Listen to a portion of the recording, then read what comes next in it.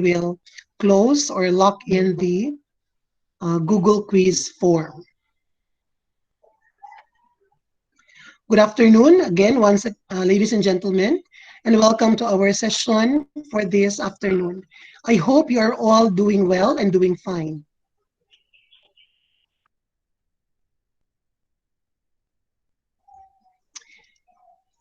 So for those who are not able to attend the session today, please make sure you catch up with our discussions. And as a reminder, if you have seen the link in the Google Classroom on the recording of the session, there's an instruction there that you have to leave a comment. You have to put a comment on the YouTube video regarding your insights or what you have learned from that particular session. Even if you don't view anymore that recording because you have attended the class, but comment or leave a comment in terms of your learnings and insights. That will also be part of participation, and it will be recorded. Aside from the attendance, your comments will also be recorded as participation. I hope everybody gets that.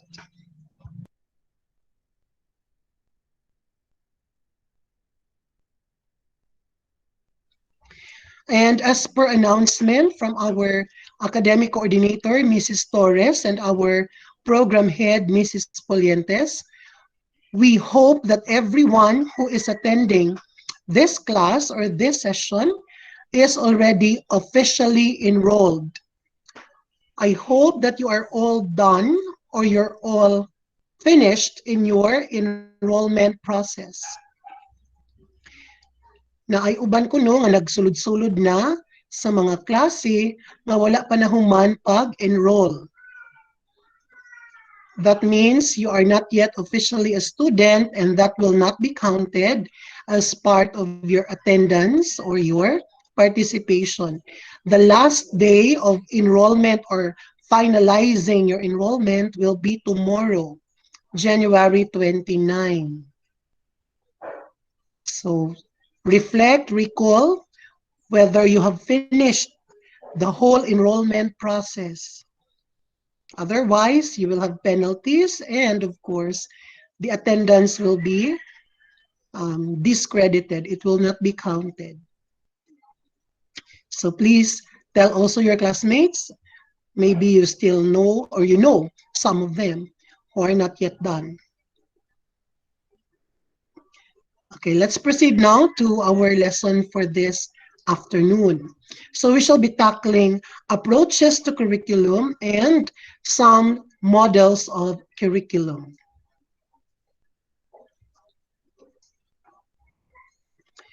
So on your screens right now, I hope you're viewing the slides that we have prepared for this session.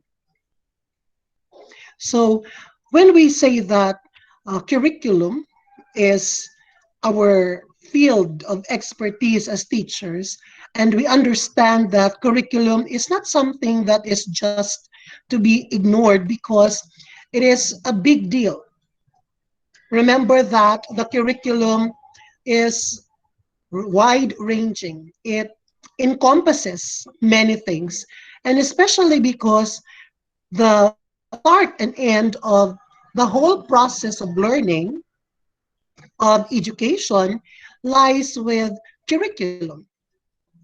And because we consider ourselves as teachers, we are considered as curricularists or experts, then we need to have this multifaceted view or how we're going to look at curriculum. Now, approaching curriculum is a very significant tool in order for us to understand how the curriculum works and how it becomes operational and functional and therefore worthy. Because we cannot just view curriculum as one or linear, okay, as a straight aspect, because we need to look at all the sides, all the angles that a curriculum has, because as teachers, we must be the ones who understand. We must be the ones who understand Okay? How this works so that we can serve our learners and facilitate learning better. So there are three ways of looking at or approaching curriculum. There are three different angles or lenses or perspectives wherein we can understand and we can evaluate. If not, we can immerse ourselves in the whole curriculum and curriculum development process. So curriculum can be viewed or approached as content or body of knowledge. It could also be seen as a process and as product. So these three approaches are the guides in understanding curriculum. Now we will be taking two of them, curriculum as body of knowledge and process. And I'll explain that curriculum as product later on is actually understood in the simplest terms.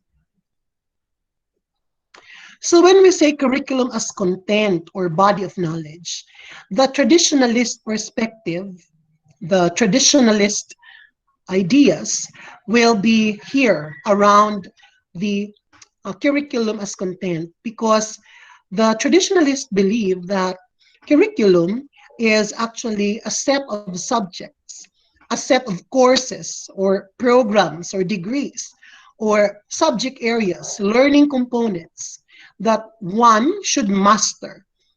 Because if we can master the subject area, the disciplines, then therefore we have learned or we have become educated. So the completion of subjects in the sense, the traditionalist sense, is the accomplishment of the curriculum. I think from your experience, for instance, you finish your subjects in the first semester, second semester. If you pass the subjects, you get promoted. And if you accomplish all your subjects, then you have finished the whole curriculum. Therefore, you can graduate. You can earn a degree. You can be considered as a completer or a graduate of the certain curriculum. Because that's how the traditionalists will view it. It's a set of subjects, a set of content. And if you finish it, kapag natapos mo, nakapasa ka sa lahat ng yun, mula sa simula hanggang sa huling mga set ng subjects, ipag-graduate ka. Okay? So as a content or as a body of knowledge, okay, there are different ways in which the content of the curriculum is presented. Okay? So what are these approaches on content presentation? Now, a curriculum can be delivered. Okay? We're talking about the delivery. How is content being given to students? So we have here 4 content presentation approaches: topical, conceptual, thematic, and modular. So in the content presentation, after this, we shall be talking about content selection. Now, if you already know how we're going to present the content, whether we use any of the 4 approaches, the question that follows is, what are the things or what are the contents that will be chosen? So therefore, the topic selection. Now, topics are chosen based on the following criteria that you have there on the screens: significance, validity, utility, learnability, feasibility, and interest. First, let's go to topical approach. This is the most common or the traditional way of presenting, okay, the curricular topics or the contents, because a topical approach will deal with the content plus the experiences, divided into units, chapters, lessons, and then individual activities. That's what we are used to in the curriculum that we had, and of course, before the pandemic, before the new normal way. And it still continues even with the changes that we have, because uh, the traditional classroom cannot be totally eliminated. It can be upgraded or innovated, but the essence is still there. The traditional processes is or are coupled with alternative processes. For example, in the traditionalist perspective, the subject content will deal on concepts, skills, and principles, memorization, knowledge, remembering level. But it will be inserted or integrated with alternative processes, such as that the skills, concepts, and principles must relate to students' everyday experiences through the use of familiar materials or authentic real-world settings. So, therefore, learners in topical approach or using the topical approach, learners will be given content plus, okay, what particular experiences are related to those, okay, that they will learn. The sequence of lessons, like experiments, activities, cover the contents to meet the course outcomes. The objectives are already laid out. Okay, all curriculum or all curriculums have definite objectives and goals to achieve. Now, those goals that the curriculum will try to achieve, will try to um, gain, okay, will be assigned or will be given, okay, topics, skills that will be aligned to them. Now, aside from that, okay, the skills and principles and concepts, okay, will arise during the course in terms of the alternative processes. And in due time, okay, as learners are developing within the school year under the curriculum, they will be competent enough to gain all those enumerated competencies that will serve as the benchmarks or as the um, manifestation that they have gained, okay, the curriculum intentions or the goals. Now, if we're talking about conceptual approach will more likely be centered on the core concepts that can be found in the different learning areas in the curriculum. Whereas the topical approach will concern with all the topics, regardless of they have something in common for all subject areas. The conceptual approach tries to declog or it disentangles the um, the intersecting or the multifarious or the um, varied, okay, topics that overlap with each other. Remember that the disciplines, the subjects, the learning areas will have some common threads or will have something that is, okay, similar in the conceptual aspect. That's why a conceptual approach will bring harmony in the presentation of content and in the delivery of the lessons, because the curriculum planners will look at subject areas and find what is common to them in terms of concepts. Remember, concepts are overarching. Siya yung pumapangibabaw mula sa mga facts, mula sa mga, lessons. May iisang, hindi siya tali na nagbibigkis, pero mayroong kumukontrol sa daloy ng mga ideya dahil ito'y nakasentro sa isang konsepto. So in the example, as you can see on the slides in your screens, for instance, there are 6 subject areas here: science, social studies, literature, mathematics, music, and visual arts or arts. Now, here is an example of a matrix in order to look at, okay, how you're going to use conceptual approach. First, you can enumerate the topics of the subject areas individually or per subject area, respectively. And then later on, you will then see something that will be common or appearing to all of them, regardless of the content within the subject area. The concepts are probably universal, and then the specific or the application to that comes within the subject area. Now, if you are following what I'm saying, if you look at science, okay, here in the column on science, you can see that science topics are enumerated. There are actually 4 topics per subject area there. So in science, a lesson or a chapter on order. What are the lessons under order in science? Probably in nomenclature, or probably in um, the division or classification of the species, right? It follows a particular order. You begin with what kingdom, what phylum, what genus, what particular species, right? If you remember your biology lessons, that's about order. There could be lessons on organism, population, change. Okay?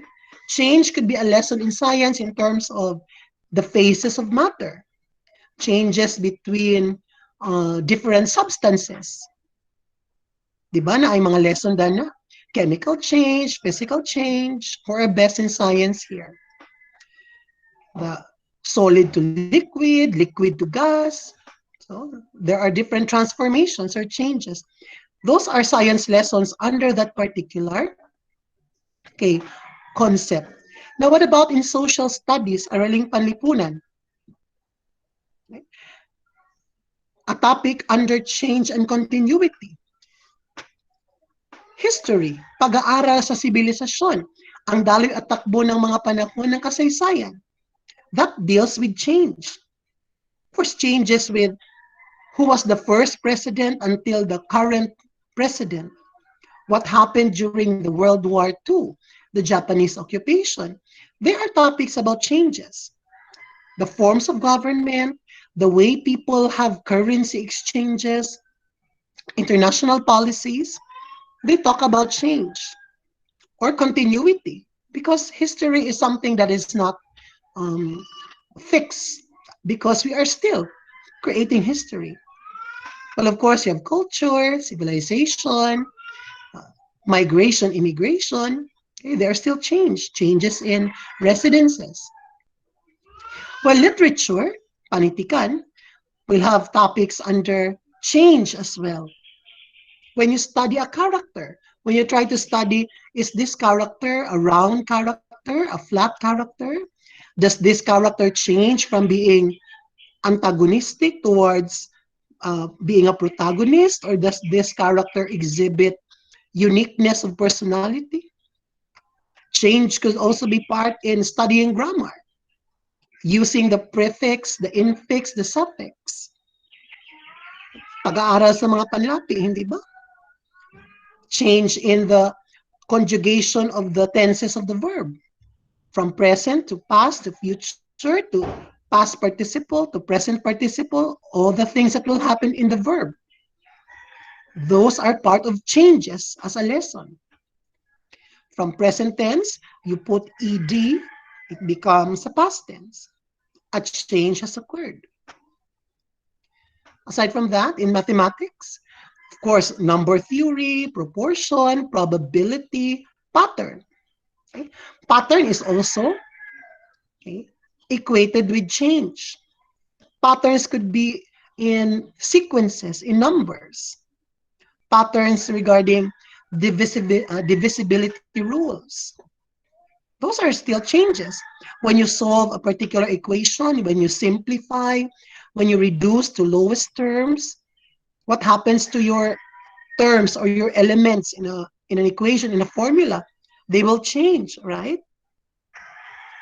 The lowest term could be decimals. The decimals could be converted to a fraction. They are still change. If you analyze it, we always have to find something that will be relatable and common because the concept holds true. And you have the last 2 there in music and also in visual arts. It's about pattern, it's about form.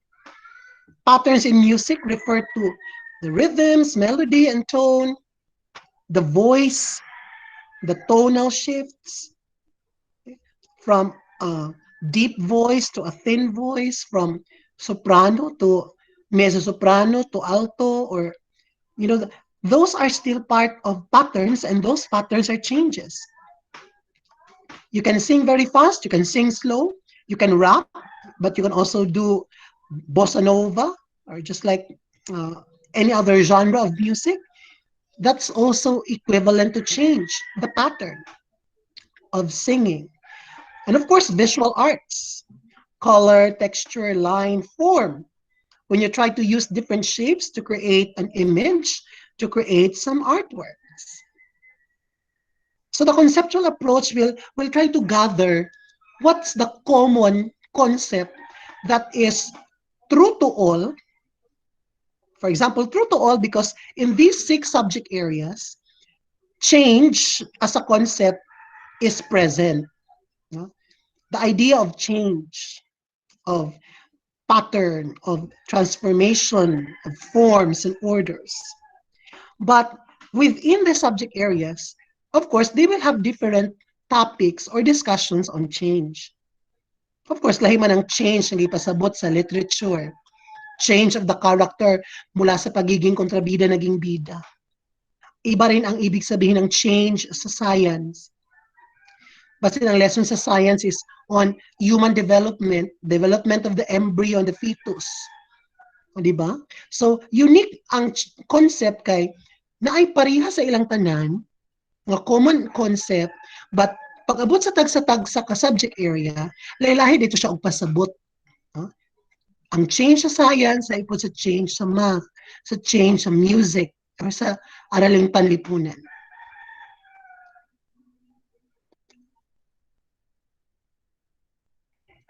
So that's with the conceptual approach. Then we could also have thematic approach. Okay? The thematic approach is somewhat linked to the conceptual approach. Okay? But the thematic approach is something that becomes unified, okay, with a certain theme. Okay? Remember, we are just in conceptual, we're looking at concepts. Okay? How is this particular concept related, okay, to each subject area, but to the specific subject area activities or content? Well, the thematic, okay, there will be a common theme that will be found in the subject areas, and their lessons will be connected to that theme. So the theme in the thematic approach actually will control, okay, will control how lessons will be delivered and what kind of lessons or topics will be given. For example, the theme is healthy lifestyle. Now, if there is a theme already created, like healthy lifestyle, all subject areas, okay, all subject areas will find ways to have lessons that will go towards, okay, the subject area. I mean, the theme for the subject area for all of them. You see, healthy lifestyle. Now, what about in physical education? What lesson will you give so that you can anchor that to the theme, healthy lifestyle? Are you going to give workout exercises, Zumba? Will that be related to healthy lifestyle? Diba? What about in English? There will be stories about healthy living. You let them read articles from fitness magazines. Let them find the verbs, active verbs versus passive verbs. What about in science? You will have lessons in the different vitamins and minerals found in food items, natural and synthetic vitamins, or a lesson on food and then the genetically manufactured organelles or organisms, GMOs. or different diseases associated with food consumption or excessive lifestyle? What about in mathematics? What could be a lesson for a healthy lifestyle?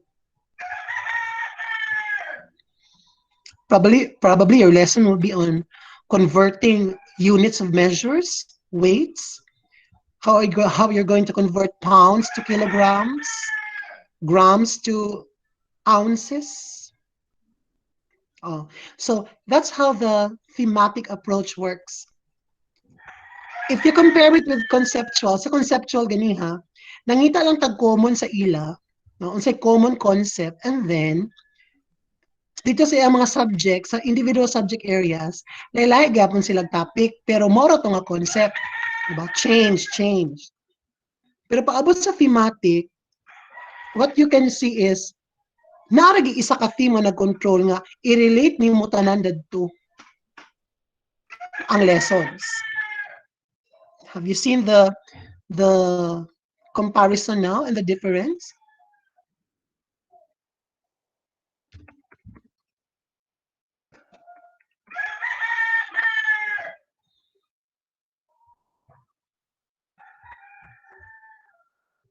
Nakitaan ba siya?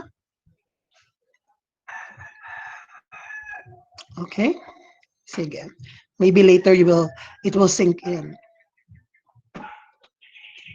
And then of course we have the modular approach. Okay, the modular approach are complete learning units.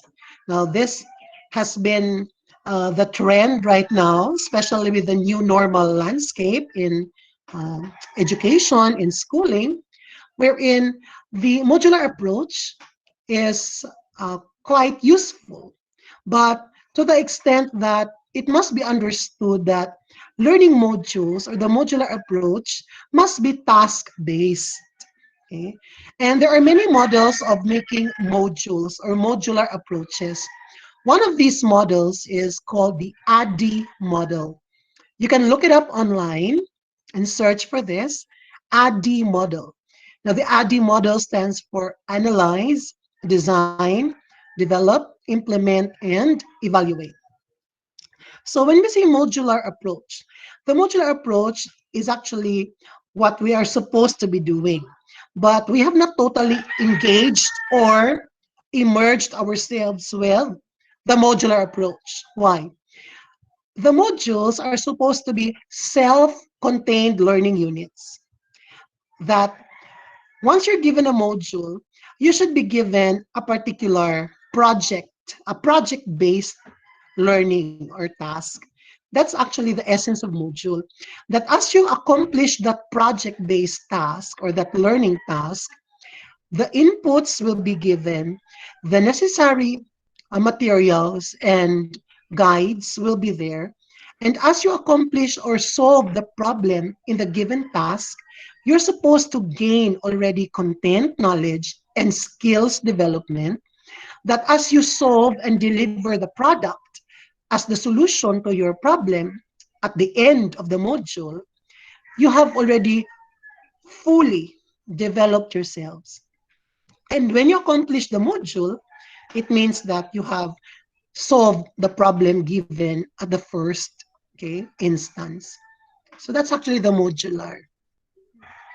Our modular approach now is kind of different because we have not yet made it into a task-based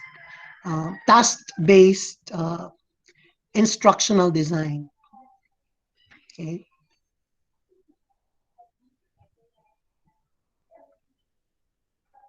Any question at this point?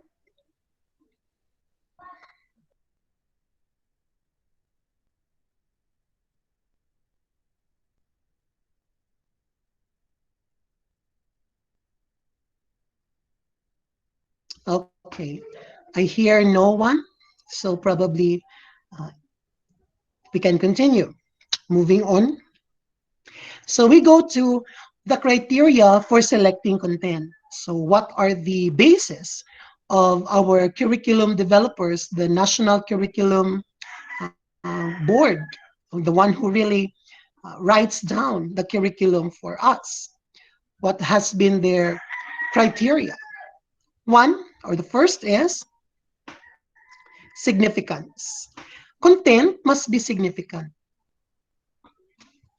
Mahalaga ba ang mga bagay, ang mga paksa na nandyan nakapaloob sa curriculum?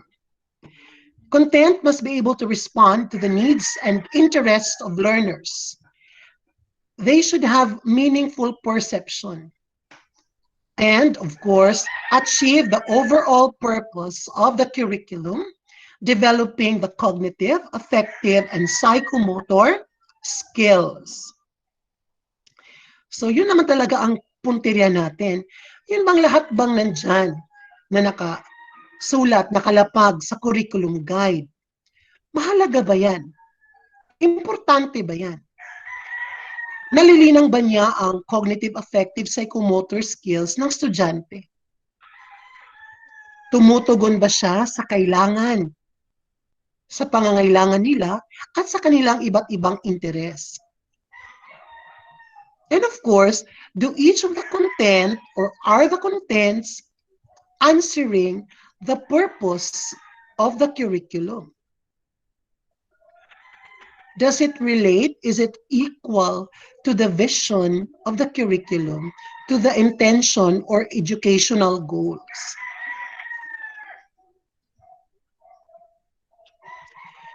And then we have validity. Validity is authenticity of content that we ought to teach according to national standards and prescribed curriculum. Remember, recommended curriculum is the standard curriculum. It is the prescribed curriculum by the national government or national agencies. So your curriculum is valid if and only if you are following what is mandated. That's why DepEd or any government agency that's assigned, SHED for college, DepEd for basic ed, TESDA for technical skills, will have to check from time to time, we'll have to monitor the schools because they have the task now to validate whether the schools operating within their jurisdiction follow the prescribed or recommended curricula. If not, these schools will be given warnings. If they cannot fill in the requirements or address what is to be addressed, schools can be closed down.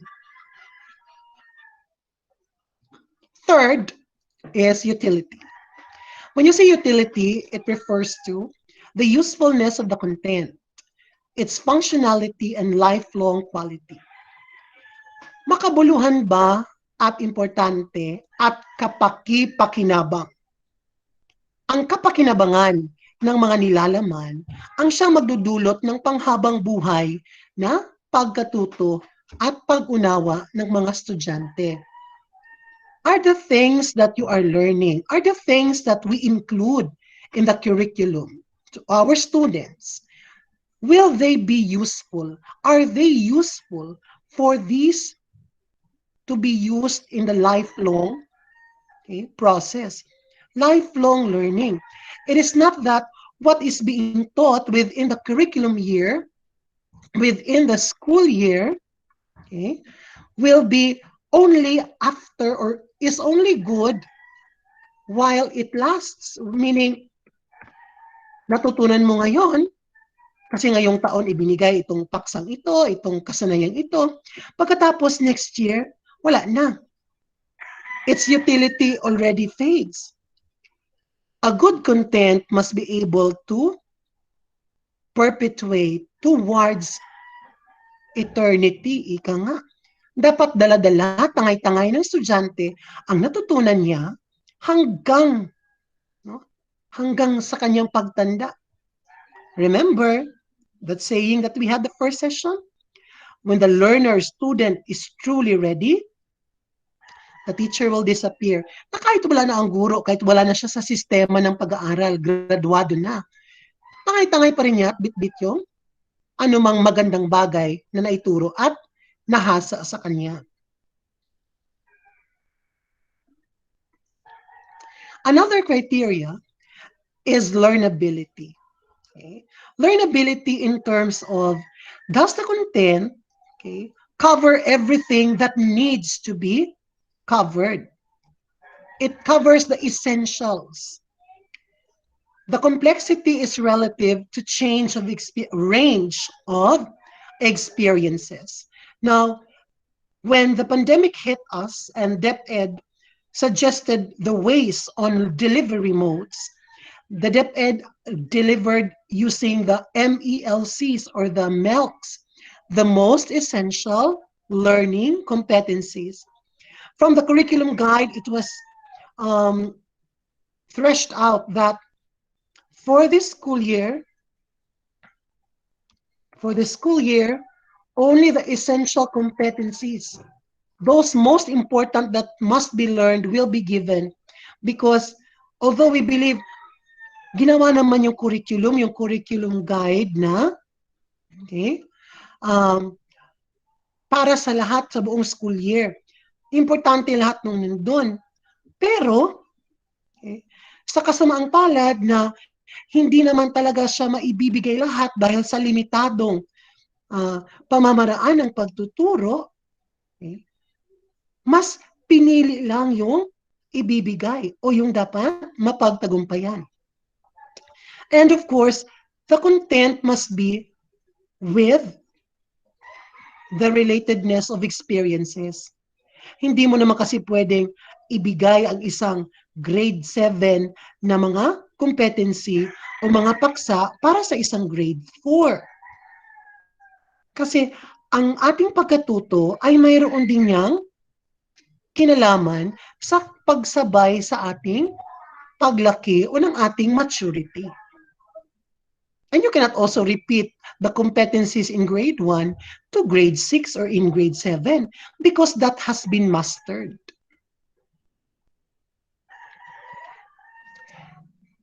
Another criteria is, of course, flexibility. Feasibility, rather.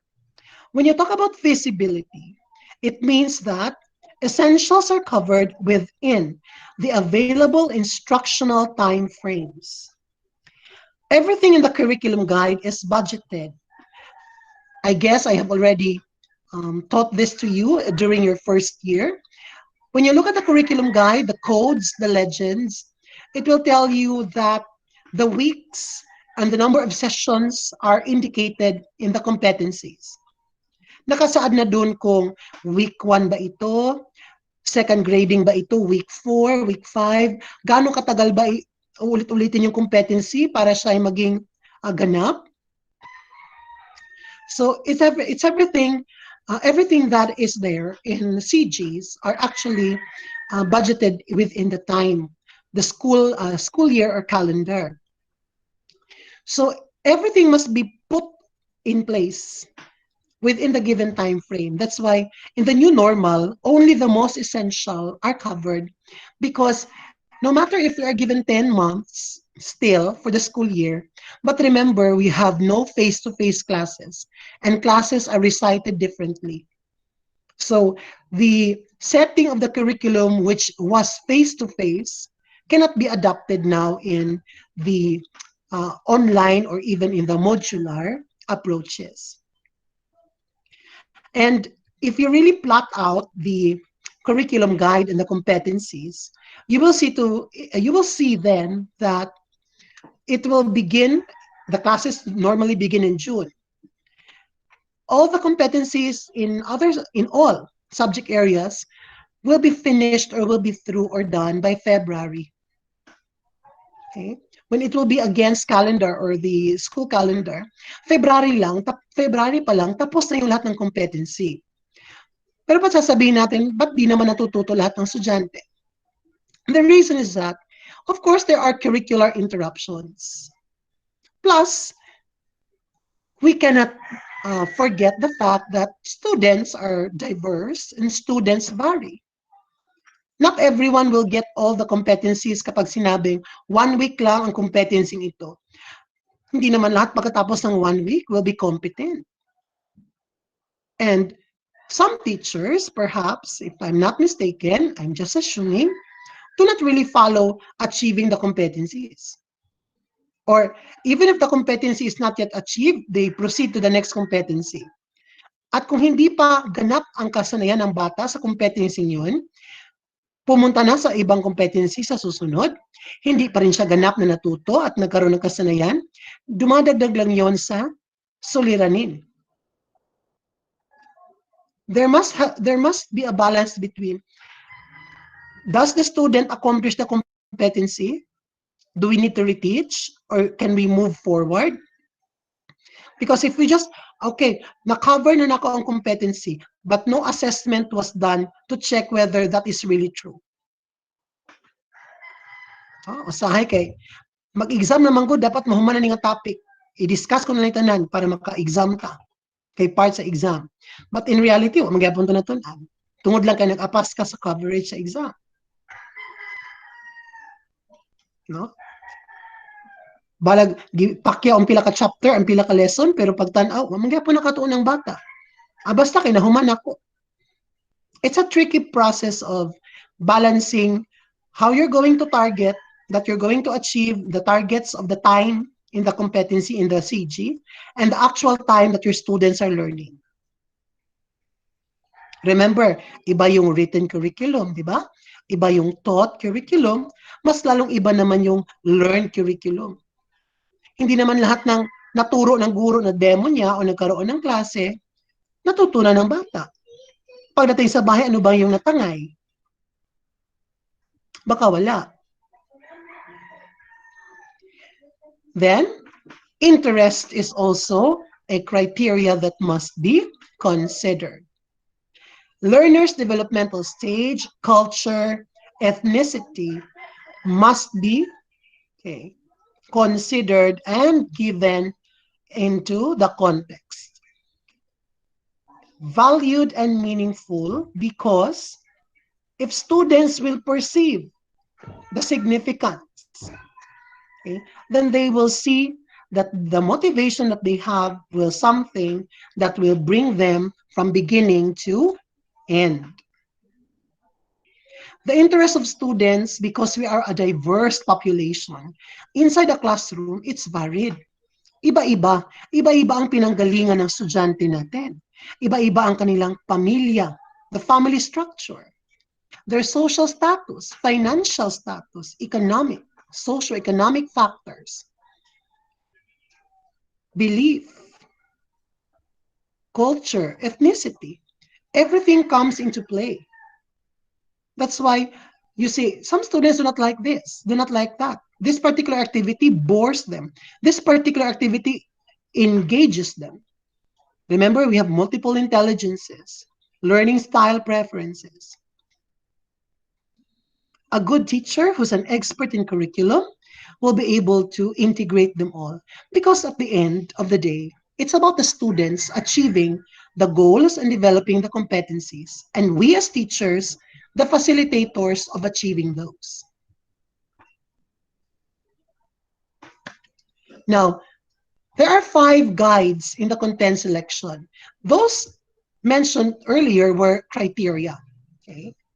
Now, another add-on will be the guide in content selection. Content must be commonly used in daily life. For content to be significant, for content to be learnable, it must have something that has to do with real-life consequences or real-life tasks and activities. Yun bang, pag nakikita ng estudyante na makabuluhan pala itong ginagawa ko, kasi pwede ko siyang magamit, may pakinabang siya sa pang-araw-araw kong pamumuhay, o kaya itong gagawin kong to ay makakatulong sa akin sa paggamit ng aking mga pangarap, talagang matututunan at pag-aaralan ko ito. Pag makita nimo ang pulo sa usa ka butang, di man na nimo biyaan, imo man ang sundan. Second, content is appropriate to the maturity levels and abilities of learners. We said earlier, the learnability and of course, the utility. Hindi naman pwedeng tuturuan mo na yung grade 3 na divide using mental math. Diyos ko, sticks pa lang alam nila. No? Hindi mo naman pwedeng turuan yung uh, grade 7 student na sumulat ng panunuring pampanitikan o pampelikula. Hindi pa yan maka-move on sa mga anime na napanood niya. Binigyan mo na ng iba't ibang mga dulog formalismo, dulog feminismo. Sasakit ang ulo ng batang yan. So levels of maturity or maturity levels and abilities must be considered because some content are good at a particular age, at a particular stage of development. Kumbaga, we need to find the age-appropriate or maturity-appropriate content. Kaya nga ba, di ba? Kung sa TV nga, di ba? Ang programang ito ay rated ganito, ganito, ganito. May mga temang ganito, ganyan. Patnubay ng magulang ay kailangan. Third, content is valuable in meeting the needs and competencies of the future career. Ito yung sinasabi ko kanina. Bukod sa nagagamit sa pang-araw-araw, ito ba'y mayroong silbi sa kanyang larangang gustong tahakin sa hinaharap? The needs of the future career. Naku, ba't ba ako nag-aaral ng mga ibong Adarna? Mag-i-engineer naman ako. Hindi naman ako mag-i-engineer ng mga hawla ng ibon o kung ano mang meron dyan. Ba't ko pag-aaralan to si Florante o si Noli Mitanghirin to? Hindi naman ako magiging writer. Magiging nurse ako eh. Bakit kaya, ma'am? Naku, Filipino teacher pa naman kayo. O, sasabihin ng estudyante, ano ba silbi ng Filipino subject ngayon? Global na tayo. International na tayo. Aba, ibig sabihin, wala na tayong kwenta? Wala na kayong mapagtatrabahuan in the future? Kapag napaunawa natin sa estudyante, baka nakakalimutan ninyo kung gusto nyong lumago ang buhay ninyo. Gusto mong mag-abroad. Aba, hindi ka naman pupunta ng abroad kung hindi ka pupunta ng Maynila. Magpapa-interview ka doon sa embassy. Kukuha ka ng mga visa mo. Pagpunta mo ng Maynila, pagtungtong mo, paglapag doon sa Maynila.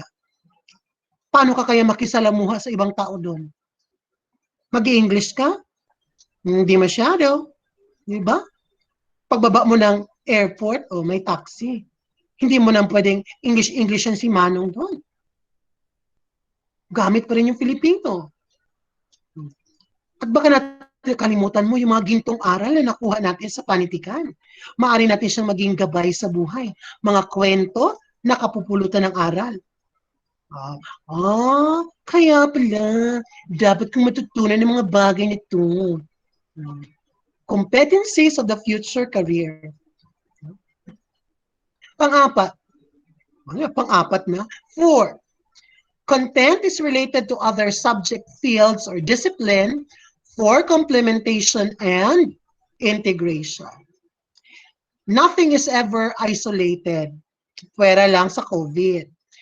But integration is the key to understanding.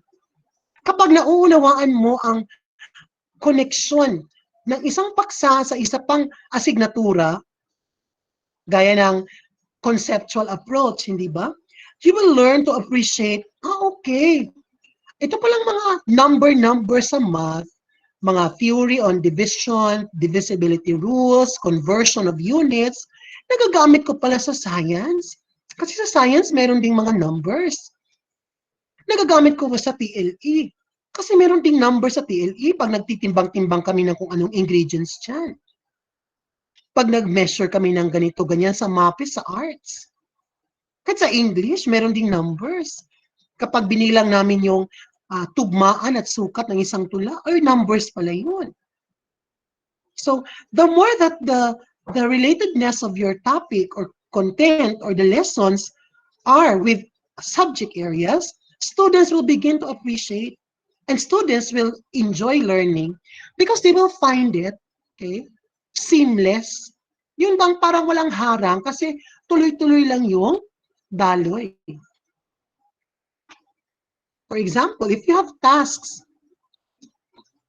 that can be multi-integrated. Sa Filipino, sige, usong-uso yung drama, di ba? Pagsasadula, paglikha ng mga dula na isang yugto lang. Sa MAPE, meron din kayong arts, stage arts. Paglikha ng mga background, props. Sa computer subject o sa TLE, mayroon ng mga media arts, hindi ba? Mga angle, pagkuha ng larawan, pag-shoot ng ganitong kasing anggulo sa litrato. Sa music, ang pagpili ng mga iba't ibang genre ng awitin. Pwede mo kayang pagsama-samahin yan sa isang project lang o sa isang paggawa, isang performance task. O idagdag mo pa.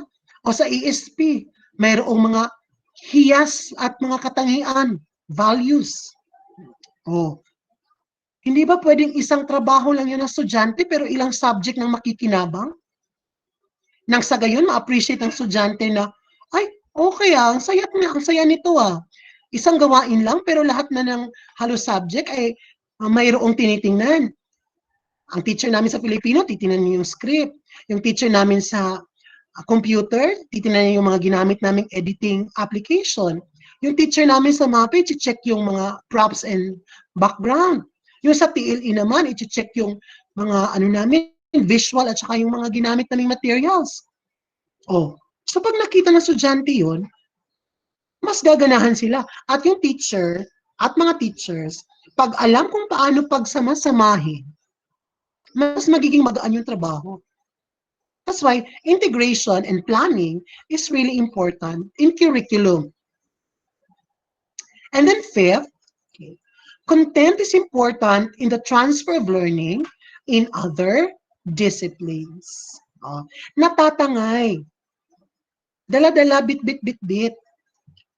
Tinuruan ka sa science mo ng scientific method, observing phenomenon, recording data, experimentation, at ano ba yung scientific method na yun? Pagdating sa English, may research paper. Pareho pa rin yung nilalaman ng scientific method sa inductive research, sa quantitative or qualitative activities.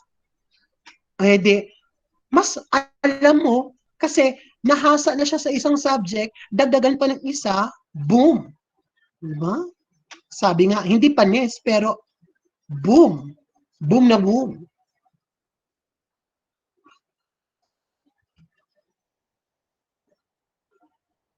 Now, the principles of the content in the curriculum follow also the basic content principles. The basic stands for, of course, B, balance, A, articulation, S, sequence, I, integration, and C, continuity. So basic, balance, articulation, sequence, integration, and continuity.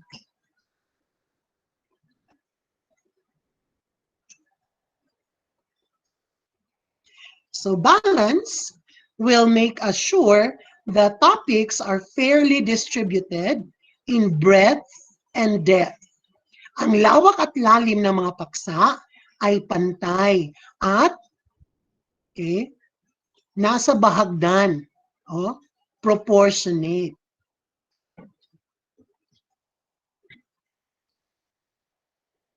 Articulation. Content complexity in terms of whether it is vertical or horizontal. Now, these two types of articulation, vertical and horizontal, is equivalent or is related to the balance. Okay? Yung pagkamahirap o kahirapan o antas ng kahirapan ng content, hindi ng estudyante, mula sa simple to complex, mula sa easy to moderate to difficult. Hindi pwedeng magsimula sa difficult tapos sa huli na yung easy. Pag sinimulan mo ng difficult, ay wala nang gana yung bata. Demotivated na siya, less motivated, o talagang suko na siya. Kaya nga paunti-unti, paunti-unti hanggang sumiklab yung kanyang pagnanasa at by that time, mahirap na rin yung topic pero may gana na siya. Kamu lugar, sugdan mo lugar lisod nga lesson. Nawala na. Mahutdan mo energy. So, complexity of content will either be in the vertical articulation or horizontal. Now, when you say vertical articulation, you're talking about the depth, ang lalim. That's vertical. Is it from lower depths to very deep? Diba? That's vertical articulation. Malalim hanggang sa pinakamalalim. But when you say horizontal, horizon, that's the lawak, the breadth, the scope. Asa taman iyang abot. Asa taman iyang lukop. Munang horizontal articulation, and then you have the vertical articulation. Okay? So kung sa horizontal articulation, asa taman ang iyang kuan, limit sa iyang maabtan. No? Muna ang iyang horizon, yung scope. Unsay appeal. Pero sa vertical, asa sa kalawma. Unsa man, taphaw lang ba o katong mas level pa or higher level? So for example, sa vertical articulation is from simple to complex learning. Sa mga vertical articulation, magsugod sa tasa, di ba? Sa elementary or kinder, tanaw sa mga shapes, circle, square, colors na sa dayon.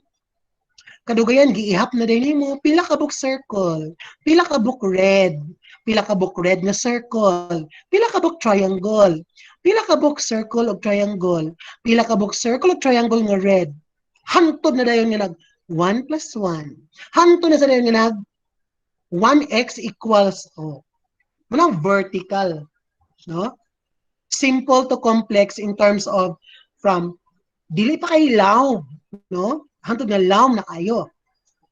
Imagine sa basic education or sa kinder, shapes and colors, pero later on mahimo na siya mga radicands, di ba? Mga let x, mga xy. No? Sa horizontal articulation, for example, it's about asa taman, no? Asa taman yung malukop, no? The breadth, yung lawak. Okay, when you talk about, let's say, the topic is still on numbers, di ba? Multiplication, di ba? Multiplication table, sa math naman na siya. Pero pwede pa na siya magamit sa ang principle or concept sa multiplication in other learning areas. Okay, grade 4, mag-memorize may ka sa multiplication table from 1 times 1 to 11 times 11. Okay, good. But what about sa science? So may nabay multiplication ng topic sa science? Sa grade 4? Wala man, sir. Saan man na siya para mas malawak lugar? Basin sa science na concept sa unsa man. Lain-lain nga klase sa dahon, sir. Ay, different venation of leaves, di ba? Ang dahon kilalay siya kuan, kanang iyang gurol-gurol. Pwede man na magamit ang multiplication danya. Pila ka buk dahon sa balibot ang nainani. Pareha grano. Grano di ay venation, di ba? Vein, whatever. Sa isa ka dahon, pila makabuk ang iyang grano dana, iyang ugat-ugat. Kung nakay 5 ka dahon, ang dahon sa kuan, differentiation. That's also part of multiplication. Grouping. Sa arts of sa music, pwede ba ang multiplication? Pwede, kaya maghimo sila og mga artwork. Di ba? Sa grade 4, maghimo mga banig-banig. Mga banig ng small baskets, weaving. So magamit niya po si principle of multiplication. By the way, can you still hear me? It's raining hard here in my area. Madungog pa ba ko? Yes. Okay. Yes, sir. Thank you. Yes, Is it raining there also in Hingoog? yes, sir. Opo, sir. Kusog kayo. Oh, so shall we sing Buhos ng Ulan by Regine Velasquez? Para mas la. Buhos ng Ulan, what's that song? Who can sing? Just wait. I'm worried that you cannot hear me, but sige. Move on na tayo kasi mahilig tayo sa move on. Sequence. Okay. Sequence is of course logical arrangement of content. Logical kasi nga, hindi pwedeng magsimula sa mahirap tapos nasa huli yung madali. The logical arrangement is still connected to deepening the vertical articulation or broadening horizontal. Deepening, vertical, lalim. Broadening, horizontal, lawak. By merely looking at a textbook, diba? Kita mo textbook sa kinder or elementary, preschool. Kung saan naman nakabaga ang libro sa mga kinder. Diba? Nipis ra. Ang sulod sa drawing, color. Kita mo mga libro sa kanang science, mga nursing nga libro. Baga na sa nagbugat, di ba? Pwede na naman dito ka ng parts of the flower lang, parts of the flower petals. Apil naman ito ang anatomy and physiology, mga bukog naman ito, mga ugat. So, the sequences actually are into that metaphor. As you grow from one level to the next level, of course, mas malalim yung naunawaan mo, mas malawak yung natututunan mo. That's the logical, dili kay nag-anam ka kadugay eskwela, nag-anam ka gamay imong natun-an. That's the reverse negative effect. Dapat nag-anam ka kadugay pag eskwela, nag-anam ka daghan ang imong natun-an horizontal, nag-anam sad kalawom imong pagsabot vertical.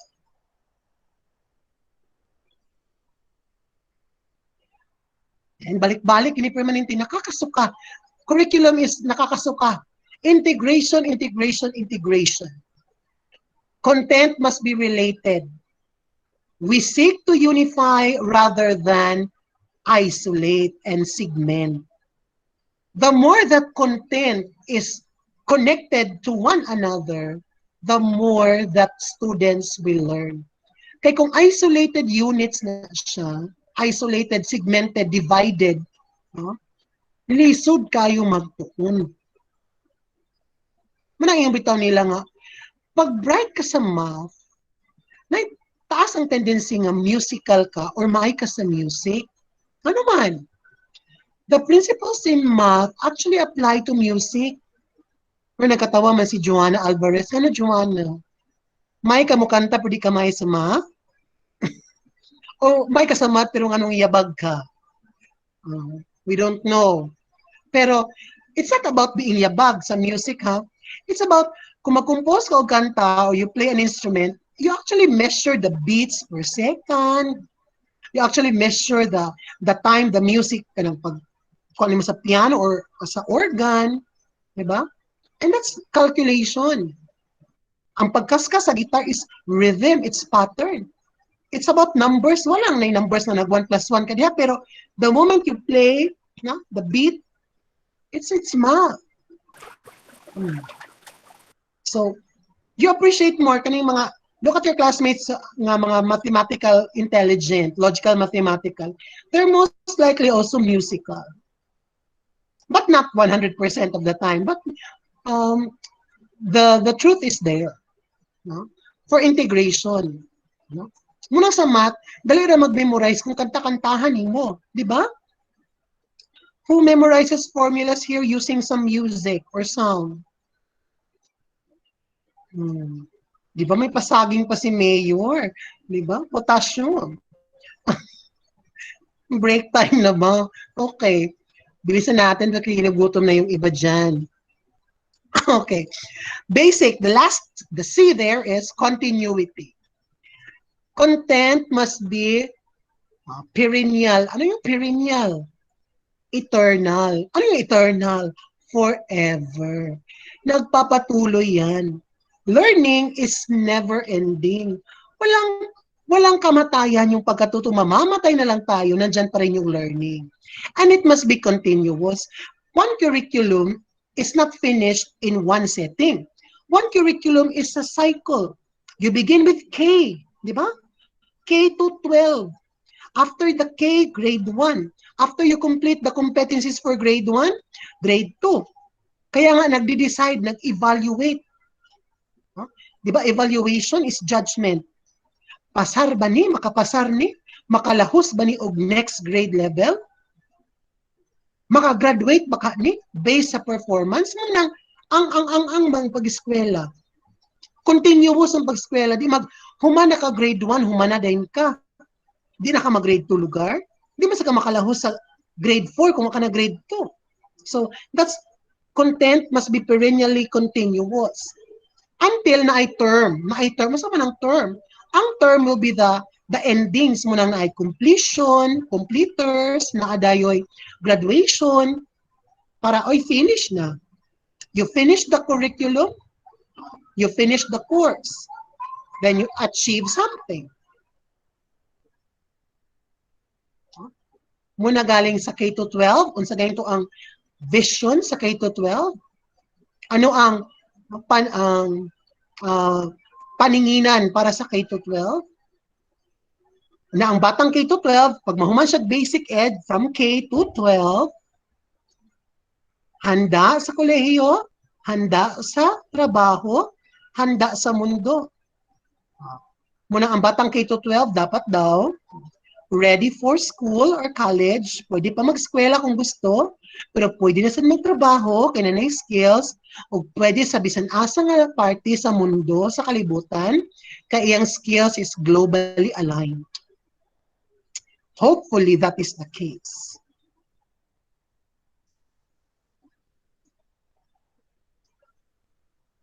Now, that ends the topic on curriculum as body of knowledge. Now, we shall proceed to curriculum as process. Okay, so as a process, okay, curriculum process is in the form of the teaching methods and strategies that are the means to achieve the end. Okay. So it is through the strategies of the teacher that the students will achieve the goals which are set in the curriculum. Now, there is no single best process or method. Its effectiveness will depend on the desired learning outcomes, the learners, the support materials, and the teacher. Remember the different types of curriculum. All of them operate at the same time. There is no single best process or method. Walay. No? Strategy or method nga makaingon kag kini, muning makabright. No, no, no. It all depends on the interaction and integration of the objectives or the outcomes, the kind of learners and their differences and individual characteristics, the support materials, facilities, equipments, and of course the teacher who interprets and who is the frontliner of the curriculum. Kana nga factors tanan, magsagol, mag-abot gid nga. Dili pasabot kay bright ang maista, bright ang estudyante. Dili pasabot na kumpleto og materials, maayo ang estudyante. Dili pasabot nga mga sapian ng estudyante may kaon, may pud ang resulta. It's never a single rule. It is a mixture of all those factors. Curriculum process should stimulate the learner's desire to develop the CAP domains in each individual. That is why when we begin lesson planning and we create objectives, we see to it that the objectives are already CAP-based. Because once the objectives are met, are achieved, then we know that they are already holistic. Because the objectives are manifesting the cognitive, affective, and psychomotor. Now, in the choice of methods, learning and teaching style should be considered, of course. That's why we have contextualization. We contextualize what our students are learning based on how they are and who they are. Unsa ilang mga strengths and weaknesses, asa ilang learning style preferences, no ato nang gina-consider. Kaya di man pwede nga akong style ang matuman. It must be halfway in between what the students have or don't have and what I can give and what I can still do. Every method or process should result to learning outcomes which can be described as cognitive, affective, psychomotor. Nakakasuka na rin itong si Cap. Pero si Cap, hindi si Kapitan, ha? Dapat talaga siyang mapagtagumpayan. All learning outcomes are written as CAP. That's why all activities must develop the CAP so that it will end with CAP. CAP, CAP, CAP.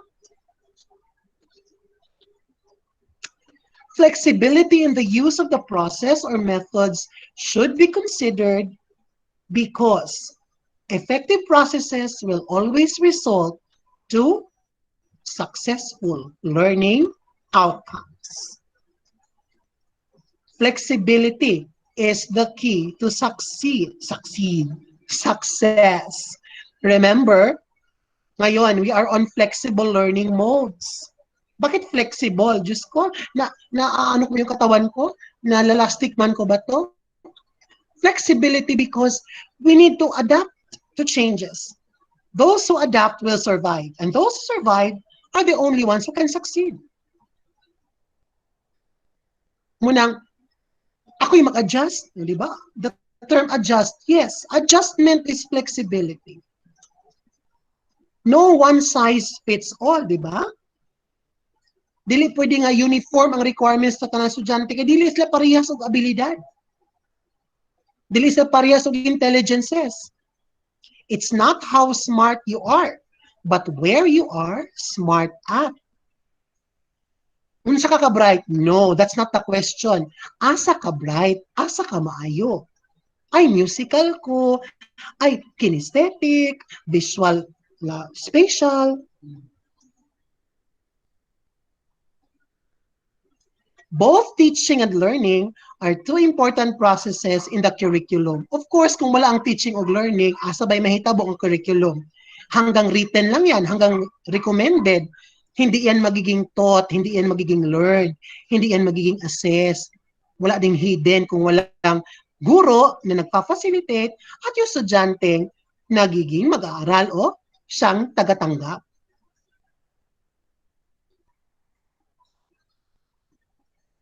Now, curriculum as product, that is what we don't have here. But curriculum as product will refer to the assessment methods and strategies. Curriculum is also part of assessment, and assessment is curriculum. Lahat ng ginagawa natin sa ating mga klase, mayroon niyang kaakibat na measure, may assessment. At para mahusgahan, ma-evaluate.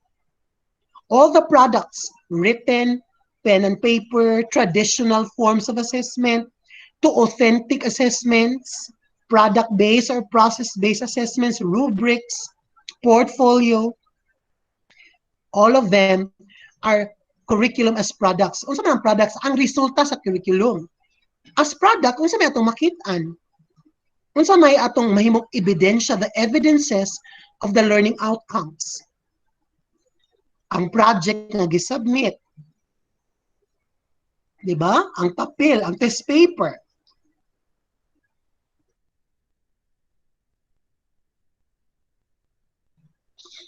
Excuse me.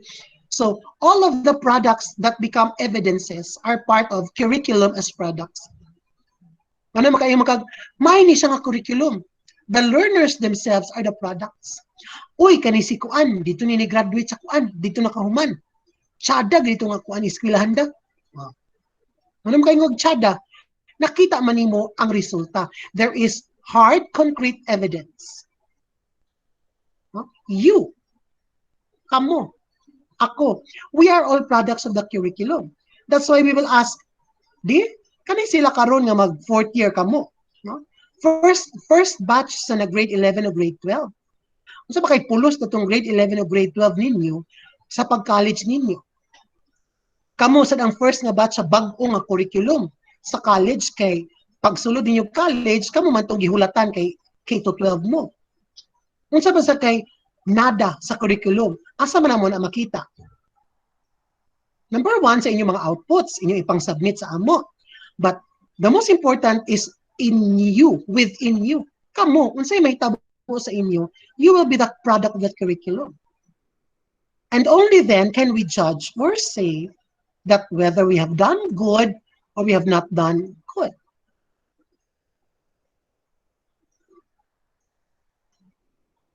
Okay, so those are the approaches: curriculum as body or content, curriculum as process, and then curriculum as product. Any question as of this point? Can you still hear me, really? I cannot hear myself anymore. Charot lang. I know the rain is Yes, sir. falling down. Pinagamay na lagi ta, 21, 20, 19 na lang ide. Asa naman ang uban? Probably their signals, pinag-ulan. Okay, let's proceed. Gamay na lang ni siya nga slides. Okay. Now, curriculum development process. Of course, it doesn't happen overnight. Curriculum is dynamic. Remember, dynamic because it evolves with time, with history. And despite its dynamic processes, it must also be systematic or it must follow procedures. So the process, of course, is just basically what we have in general life terms: planning, designing, implementing, evaluating. So we begin with a plan, we have our vision, we have our objectives, our goals, then we design. How are we going to meet our goals? How are we going to achieve them? We plan out the actual design. And then we do what we designed, we implement. And then we check our implementation, we evaluate. And then the results of evaluation will also be the basis for planning again, designing again, implementing, round and round and round and round. That's why it's cycle, and that's why it's process, and that's why it will be developing. Now, there are different development process models. They are based on a body of theory about teaching and learning. So we shall have three curriculum development process models from the curriculum experts that we always subscribe to. They are the pioneers of the development process that our modern theories are based from. Okay. Now, these models are targeted to the needs and characteristics of a particular group of learners. Okay? They outline the approaches, methods, and procedures for implementation. So based from the ideas of these curriculum experts that we are going to discuss later on, the approaches that we have right now are actually anchored to what we have done not centuries, but decades and decades ago. So we shall be talking about three models: Saylor Alexander's, Tyler's, and then Taba's model. Okay, so meet and greet your auntie and uncles. So we'll have first our very feminist, of course, Hilda Taba. Uh, she's one of the very few pioneering women in curriculum. So see, Tita Hilda. So the Taba model took to what is known as the grassroots approach in curriculum development. She believed that curriculum should be designed by teachers rather than handed by authorities. So Teba believed that it must begin from the bottom before it will rise to the top. That's why she had the grassroots approach. It must begin in the classrooms. The teachers are the first developers of the curriculum. The practice should begin in the classroom before it goes out to the whole educational system. Further, Teba felt that teachers should begin the process by creating teaching and learning units for their students in their schools, in their classrooms, initially, no? Rather than creating a general curriculum design. Para kay Teba, napakahirap ng gumawa ka agad ng curriculum tapos isang bagsak lang, ayan, sundin nyo yan. For her, begin first with the classroom before you spread it out bago mo yan ipalaganap. That's why an inductive approach to curriculum development, okay, is what Teba, okay, suggested. Starting with specifics and building up to the general design of curriculum. So she had a 5-step sequence. Now for Teba, the 5-step sequence begins with producing the pilot units. The pilot units are actually within classrooms, linking the theory into practice. Remember, you are the deliverer, the frontline service of the curriculum. So begin in your classrooms according to her. Okay? But first, before you begin your pilot units, yung testing sample curriculum, first diagnose your learner's needs analysis. Okay? Then, after you analyze the needs of your learners, formulate your objectives. Then after the objectives are formulated, the selection of content will follow. Okay. Select your content and organize your content. After you have your content, select the learning experiences that is related to the content. Then organize or arrange those learning experiences into activities. And then, of course, determine your assessment of how to evaluate and what are the strategies to evaluate your okay, activities and experiences. And of course, check whether you have balanced your curriculum and the sequence was organized into complexity. So first, produce it in your classrooms. Ingon ni Teba, produce first in your single classroom. After that, you test experimental units. Oh, try with one classroom, one section. Try to the next section. Then, because you have trials and trials, you can revise what you have seen as ay kulang, ay medyo kinahanglan o dugang pa, or nasubraan. You revise and you consolidate. After that, you test again. After you are sure, di ba? That's the time you develop your framework. Unsa na dayon day inanion gid ang plastada. Inani day dapat ang approach. Then after you develop your framework, install and disseminate in new units. Ayan na din mo ipatakod-takod sa uban nga classroom, sa uban nga klase, sa uban nga eskwelahan, hantod sa entero na dayon. In that way, according to Teba, you minimize and control error. Kay gamay raman ang nasugdan, sample units, kung epektibo dani ay pagibutang sa pikas. Kung naay nasayop, gamay ra ang imuotruhon. Kaysa ingon niya nga, kung diretso nimo ihatag, ipasunod sa tanan, what if kung naay sayop, ay pa nimo makitaan? Wala na, maglisod na kagbakwi, kay na-deliver na to tanan. Na-activate na sa curriculum. No? So many ang grassroots approach. But we have to remember, Teba lived during the 19th century. I mean, she lived at the time when the system was still very new. No? Not very new nga, bago pagid ang education, pero it's not like today with technology. No? Not technology sa una, but at that historical time. Okay?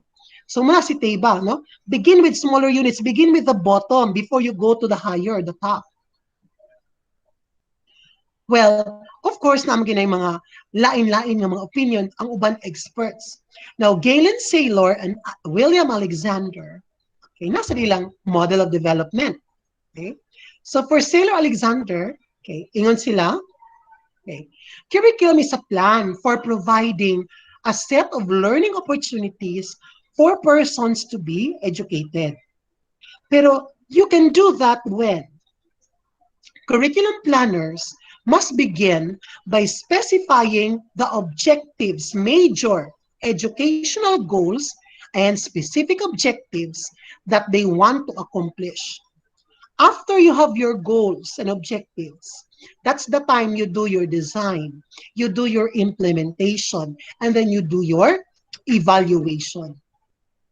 So you can see, kang Taylor Alexander, sorry, okay, nag-una sa goals and objectives.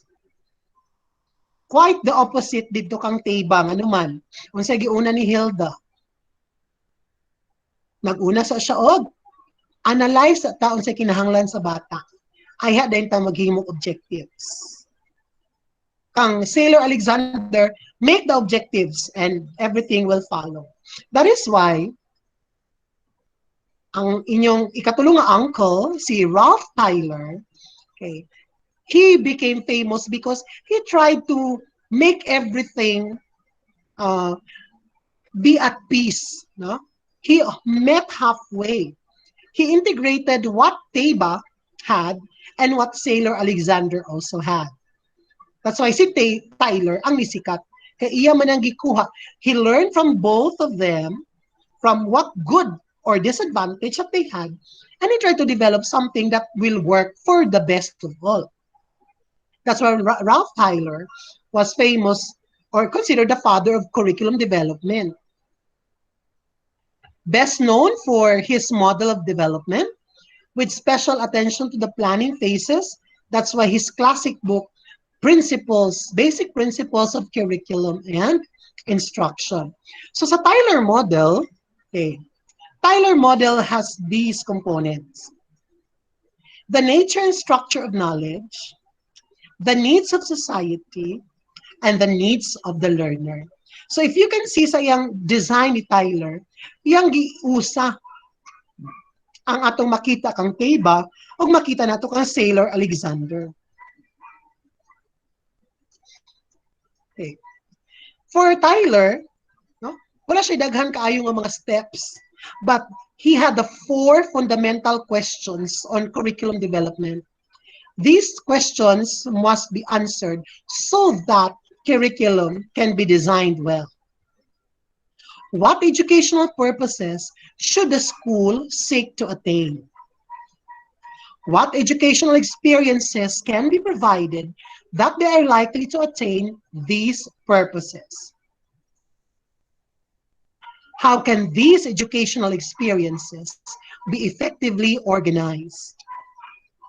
How can we determine whether and to what extent these purposes are being attained?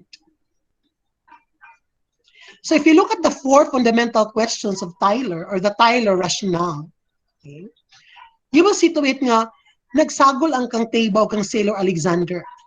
First question, it's more likely Alexander and Sailor. Okay, what educational purposes? Diba? Mamana ang una gihapon ni Sailor Alexander. Then what educational experiences? Okay, this is actually part of Teba na dahil ng educational experiences. How can these be organized, which is both true to Sailor Alexander and Teba? And how can we determine assessment? So with these 4 fundamental questions, Tyler was able to construct a model that is compliant and is friendly to all concerned. First, Tyler wants the nature and structure of knowledge. Unsay dapat matun-an ug unsaon pagtuon. Next, the needs of society. Unsay kinahanglan sa society. Ang unsay kinahanglan sa society dapat maoy tun-an sa estudyante. Pero the Teba concept is here. Unsa say kinahanglan sa estudyante?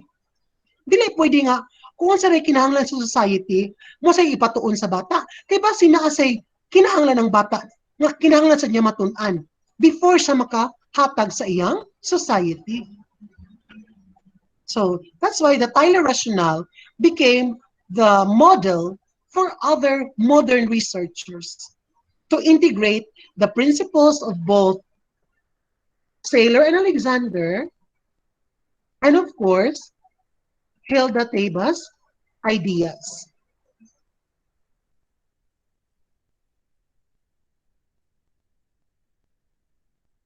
So whether you have uh, Tyler, Teba, Sailor Alexander, you will still see the same curriculum development process.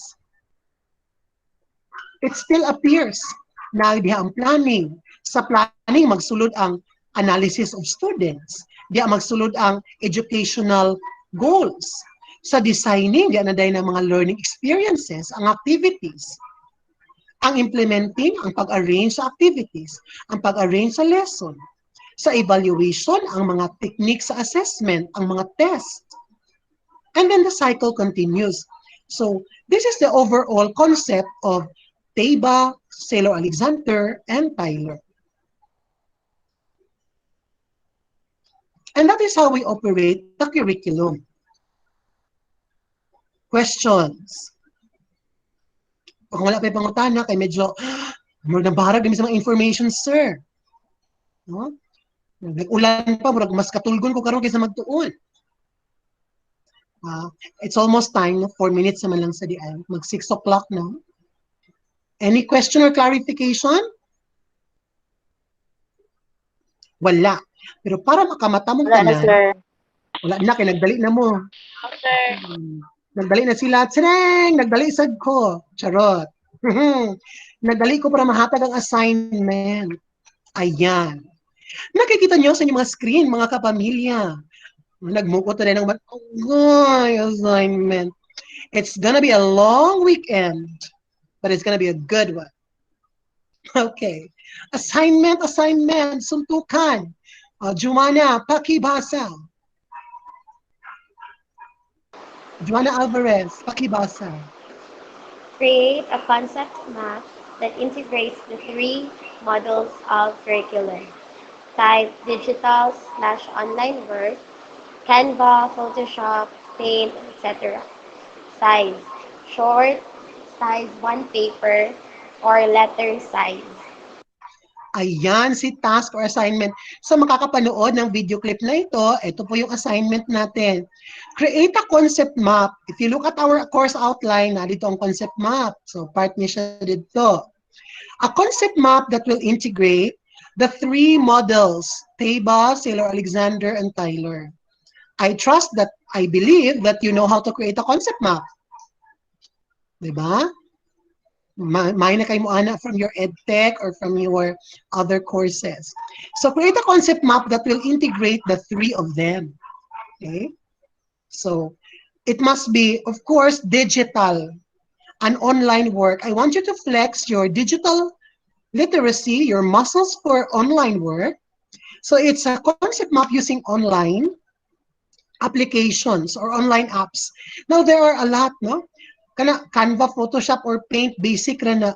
There are actually concept maps generators, no? Mga MindMeister, no? Daghan mga readily available nga. You just put in your words or the key terms and then you choose a template. There's a lot online, okay? So use any digital platform, but make sure that the size of your online concept map is short or letter size bond paper. Now, in our Google Classroom, I have already posted this assignment. You're going to upload on the Google Drive folders. You will click there in the Google Classroom, Class Drive folders. In the folders, you will see a folder on concept maps. That is where you upload your concept maps. Of course, please don't forget to identify your name and yourselves. Okay, di magraduhan. Makita niyo sa Google Classroom nato ang folder dito, kanang class drive folders. Inside the folders, na folder dayon nga, concept maps. Joanna Gumanit, pakibasa ng scoring guide. Pasok. Scoring guide. Scoring guide. Content, three model integration, 15 points, visual design and appeal, 10 points. Accuracy, 10 points. Total of 35 points. Deadline February 5, 2021. Thank you. Dalawang Joanna. So, content, 15 points. Nandun yung nilalaman ng tatlong models. Visual design and appeal. The, the artistic component, 10 points. And accuracy, tama ba? Yung pagkakakonect at pagkaka-integrate ng ideas, 10 points. A total of 35 points. Deadline, hindi saan kung kailan ka madeded, pero kailan mo ipapasa. February 5, 2021. Medyo next week pa naman to. Kaya yakang-yaka, yeko-ar. May mga tanong mula sa ating talakayan o sa ating gagawing takda o task. Sir, Wala na, sir. Yes? pwede mga Yes? yung copy sa kuan sa PPT? Sa PowerPoint? Oh, yes. Ah, I will post this in the Google Classroom as class materials. Thank you for reminding me. Okay. And please, tell your classmates katong wala pa na officially enroll or wala pa nag-activate sa ilang mga Google accounts. 1 week na karon. Okay. Wednesday session, Thursday session. Taas na ilang baktason. No? Okay. So later on, I will post the PowerPoint presentations as well as once the video is finished uploading. And don't forget to comment on the videos, every class video that we have. That will also be part of your participation. And don't forget to like and subscribe to my channel. Wala ni pangutana, kusog na kayong ulan. Usog na gid sir. Baha na sa mong palkatahan. O, palkatahan. Pasikati, ginisang palkatahan, way amo. Thank you so much for your time. Maraming salamat. Pagpalain na lang kayo ng Diyos. Yes? Sir, like sa quiz, sir. Ang link sa quiz, yes. Kalma lang, isa ra akong computer. O duha ra sa akong kamot. Karon pag leave na to sa group, akong isend ang link. Okay? Sir, dili mi pwede sir sa isa ka cellphone, tulo mi kamo. Magpalit ka duha ka cellphone. Amo na lang giti. Sir, Sige, sige.